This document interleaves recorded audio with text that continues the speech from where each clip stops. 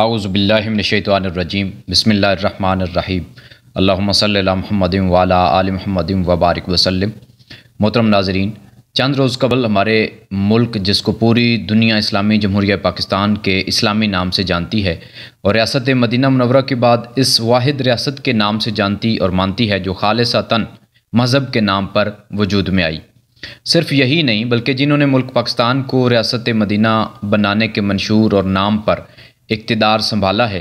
انہی کے دور حکومت میں کچھ اچھے اقدامات کے ساتھ ساتھ ایک ایسا غیر اسلامی طرز کا بل بھی منظور اور نافذ ہو چکا ہے، دوسرے لفظوں میں قانون بن چکا ہے، جس کے بھیانک اور تباہ کن نتائج سے شاید یہ قانون بنانے والے خود بھی بے خبر ہیں۔ ایمان افروز چینل اپنے مشن کے مطابق ہر اس عمل یا اقدام کے خلاف آواز اٹھاتا رہے گا جو ملک و ملت اور دین اور شریعت کے خلاف ہوگا۔ ایمان افروز چینل کے مشن اور مقاصد میں امر بالمعروف و نہی عن المنکر بھی ہے۔ ویڈیو قدرے لمبی ہے لیکن محترم ناظرین سے گزارش ہے کہ وہ اس کو اینڈ تک لازمی دیکھیں۔ گھریلو تشدد بل 2021 کا اردو ترجمہ کافی کوشش کے باوجود مجھے کسی بھی فورم یا سائٹ پر نہیں ملا، اس لیے الحمدللہ میں نے خود اس کا مکمل ترجمہ کیا ہے اور اس وقت اپنے محترم ناظرین کے ساتھ شیئر کر رہا ہوں۔ مکمل ترجمے کے علاوہ اسلامی تعلیمات کی روشنی میں اس بل کا تحقیقی جائزہ بھی اس ویڈیو میں شامل ہے۔ یہ مواد یا کنٹینٹ ایمان افروز چینل کا ایکسکلوزیو ہے جو اس نے اپنے ناظرین کے لیے کئی دنوں کی محنت سے تیار کیا ہے۔ اگر ویڈیو اچھی لگے تو برائے مہربانی ایمان افروز چینل کو سبسکرائب کرنا نہ بھولیے گا۔ آئیے بلا تاخیر ویڈیو شروع کرتے ہیں۔ اس بل کا مکمل اردو ترجمہ PDF فارمیٹ میں ویڈیو کی ڈسکرپشن میں بھی دے دوں گا۔ یہاں میں سلیکٹڈ پورشنز پڑھوں گا تاکہ ویڈیو زیادہ لمبی نہ ہو جائے۔ یہ اردو ترجمہ بل کے اس ٹیکسٹ یا متن کا ہے جو قومی اسمبلی سے پاس ہوا۔ اس بل کے متن کے مطابق عورتوں، بچوں، عمر رسیدہ افراد اور دیگر تمام متاثرین یا کمزور افراد کو مؤثر خدمات فراہم کرنے کے لیے ایک ایسا نظام قائم کرنا بہت ضروری ہے تاکہ ایک ایسا ماحول اور فضا قائم کی جا سکے جس میں عورتوں، بچوں، بزرگوں اور دیگر کمزور افراد کو اس قابل بنایا جا سکے جس میں ان کی حوصلہ افزائی ہو سکے اور ان کو سہولیات فراہم کی جا سکیں، اور اس طرح کے دیگر معاملات کے لیے بھی ایسا نظام بنایا جائے تاکہ یہ افراد پوری آزادی کے ساتھ معاشرے میں اپنا پسندیدہ کردار ادا کر سکیں اور اس طرح کے دیگر معاملات میں بھی ان کی حوصلہ افزائی کی جا سکے۔ اس بل کے مطابق گھریلو تشدد سے مراد جسمانی، جذباتی، نفسیاتی، زبانی، جنسی اور معاشی بدسلوکی یا استحصال کے وہ تمام کام ہوں گے جو مدعا علیہ شخص کی جانب سے عورتوں، بچوں، بوڑھوں اور دیگر تمام متاثرین افراد کے خلاف ہوں، جن کے ساتھ وہ مدعا علیہ شخص ایسے رشتے کے ساتھ رہ رہا ہے یا رہتا ہے جو متاثرہ شخص کے خوف کا سبب بنے یا جسمانی اور نفسیاتی اذیت کا باعث بنے۔ جذباتی، نفسیاتی اور زبانی بدسلوکی کا مطلب یہ ہے کہ جس میں مدعا علیہ یعنی جس کے خلاف دعویٰ کیا جائے یا شکایت کی جائے، اس کے رویے سے متاثرہ شخص کو اس کی بے عزتی اور تحقیر و تذلیل کے انداز میں تکلیف دی جاتی ہے، اور اس میں یہ چیزیں بھی شامل ہیں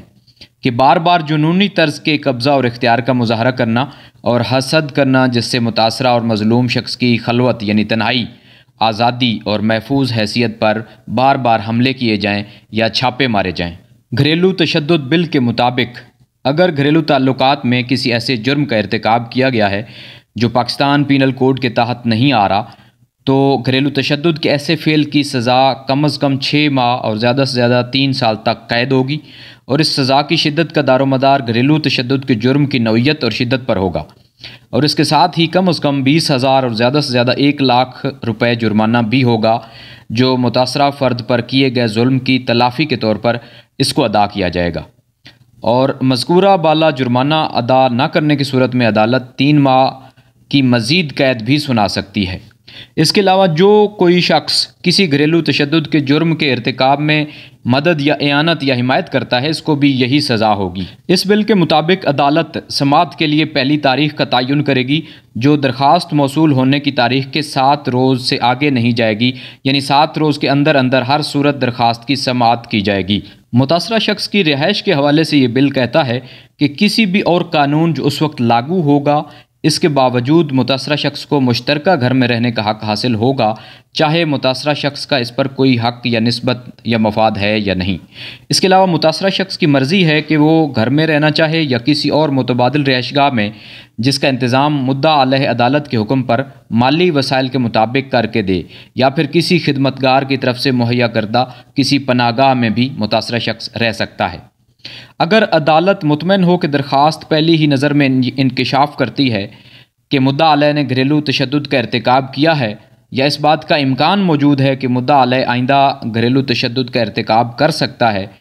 تو اس امکان کی بنیاد پر بھی عدالت متاثرہ شخص کی شکایت پر آرڈر جاری کر سکتی ہے، یا اور کسی بھی ایسے ثبوت یا مواد کی بنا پر عدالت آرڈر جاری کر سکتی ہے۔ اگر عدالت بادی النظر میں یعنی ایٹ فرسٹ سائٹ مطمئن ہو جائے کہ گھریلو تشدد کا ارتکاب ہوا ہے یا ہو سکتا ہے، تو متاثرہ شخص کے حق میں تحفظ کا حکم جاری کر سکتی ہے اور مدعا علیہ کو یہ ہدایت کر سکتی ہے کہ وہ آئندہ گھریلو تشدد نہ کرے، متاثرہ شخص کے ساتھ کسی بھی قسم کا رابطہ نہ رکھے، بشمول ذاتی، زبانی، تحریری، الیکٹرانک، ٹیلی فونک کسی بھی قسم کا رابطہ نہ رکھے، اور خود بھی متاثرہ شخص سے دور رہے، اتنا دور رہے کہ جتنا عدالت کیس کے حالات اور واقعات کو مد نظر رکھتے ہوئے اسے حکم دے۔ مدعا علیہ اپنے ٹخنے یا کلائی پر GPS ٹریکر پہنے گا تاکہ ضرورت پڑنے پر اس سے فوری ٹریس کر کے گرفتار کیا جا سکے۔ سخت تشدد کی صورت میں مدعا علیہ گھر سے نکل جائے اگر متاثرہ شخص کی زندگی، عزت یا شہرت خطرے میں ہو۔ مدعا علیہ یا اس کا کوئی رشتہ دار متاثرہ کے گھر میں داخل تک نہ ہو۔ مدعا علیہ کو ہدایت کی جائے کہ وہ متاثرہ شخص کی متبادل رہائش کو محفوظ بنائے، یا اگر حالات کا تقاضا ہو تو اس کے بدلے اس گھر کا کرایہ ادا کرے جس میں متاثرہ شخص رہائش پذیر ہے۔ عدالت چاہے تو متاثرہ شخص کو گھریلو تشدد کے ارتکاب سے بچانے کے لیے مدعا علیہ سے بانڈ بھی سائن کروا سکتی ہے۔ اگر مدعا علیہ شخص نے، چاہے وہ والدین ہیں چاہے وہ خامند ہے، اگر اس نے متاثرہ کو اس کے روزگار یا ملازمت سے روکا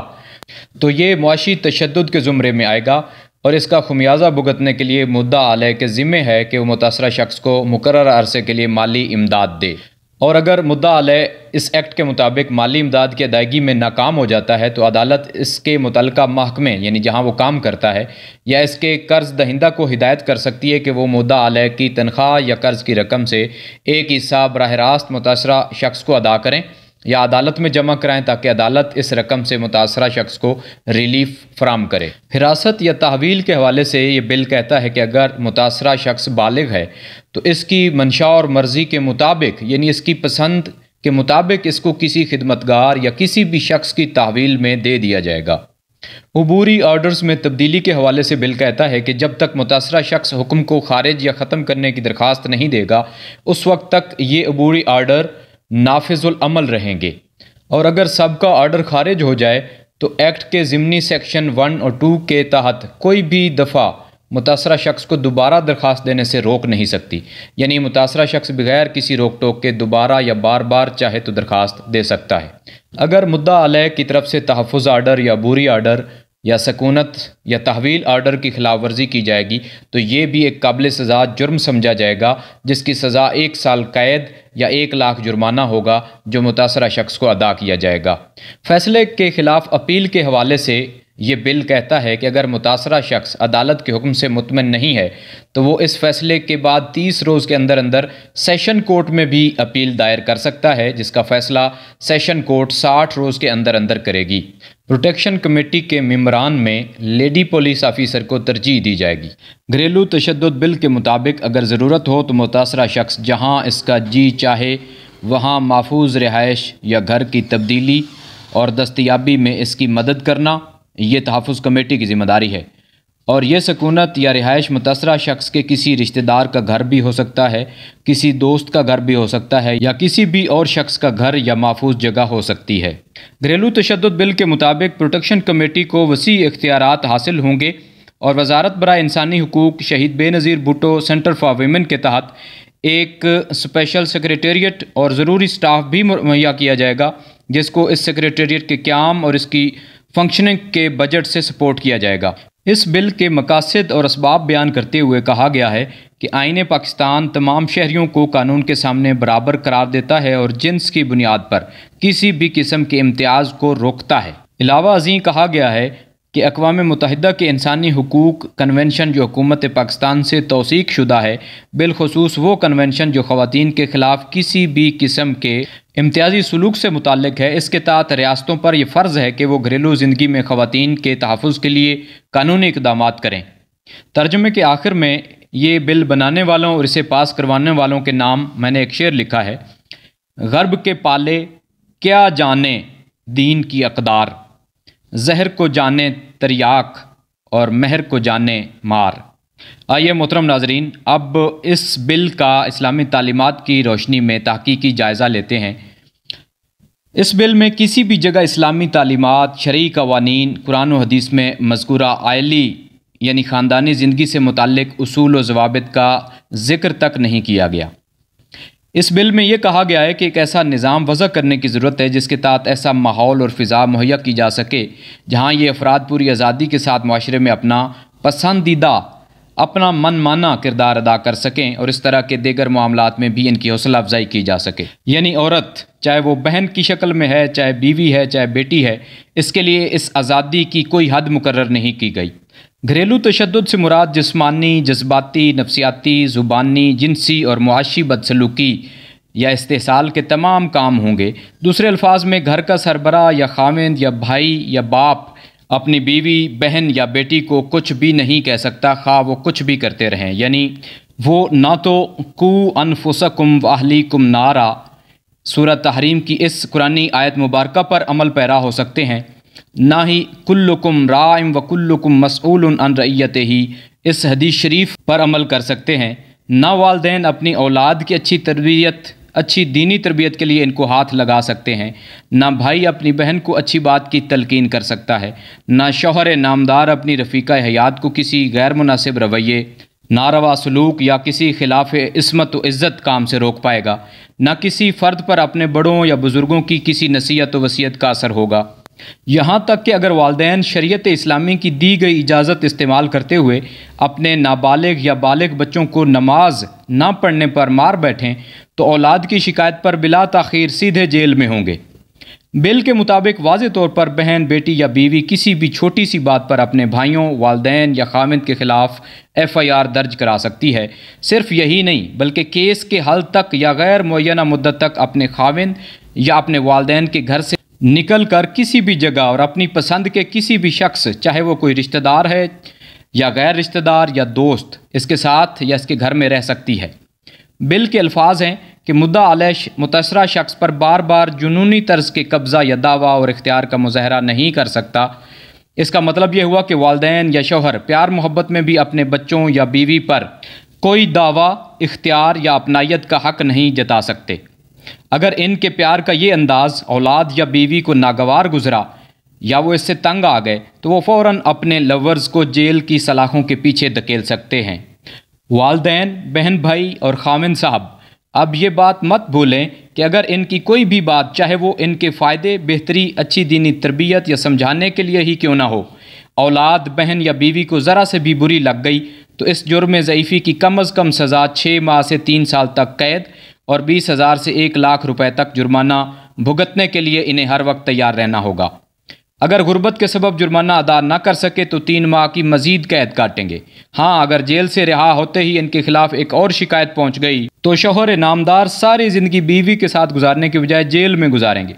اگر مدعا علیہ نے اس بل کی خلاف ورزی کر دی تو 1 لاکھ جرمانہ اور 1 سال قید الگ ہوگی۔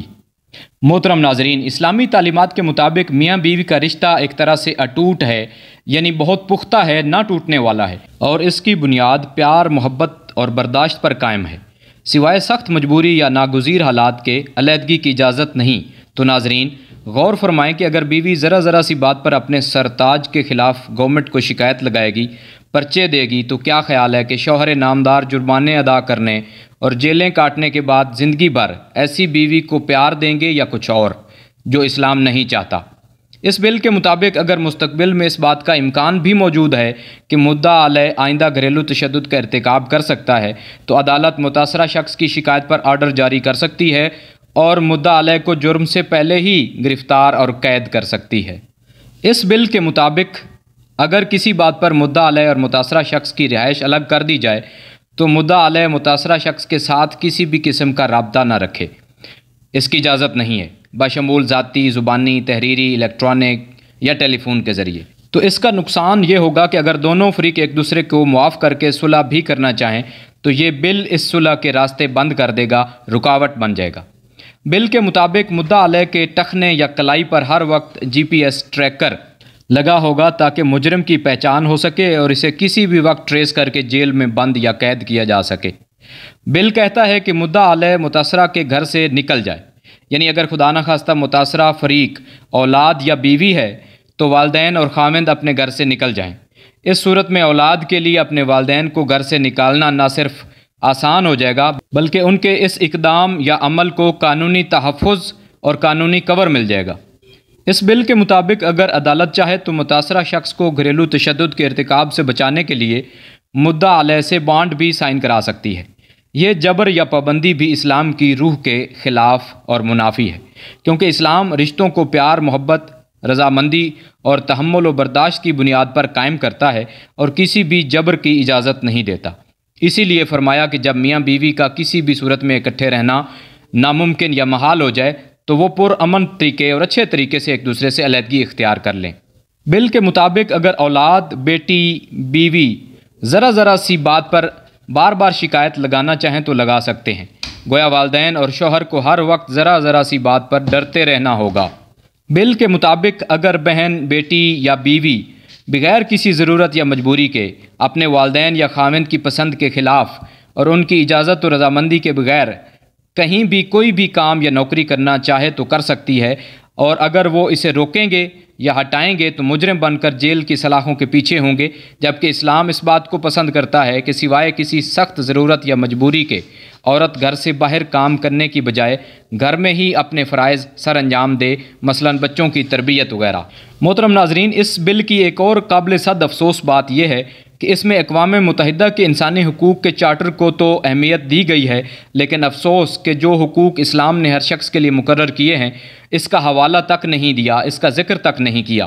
جس سے واضح طور پر ایسا لگتا ہے کہ یہ بل اسلامی جمہوریہ پاکستان میں نہیں بلکہ کسی غیر اسلامی ملک میں نافذ کیا جا رہا ہے۔ اسلام نے کسی ضرورت اور حکمت کے تحت مردوں کو جنس کے لحاظ سے عورتوں پر ایک درجہ فوقیت دی ہے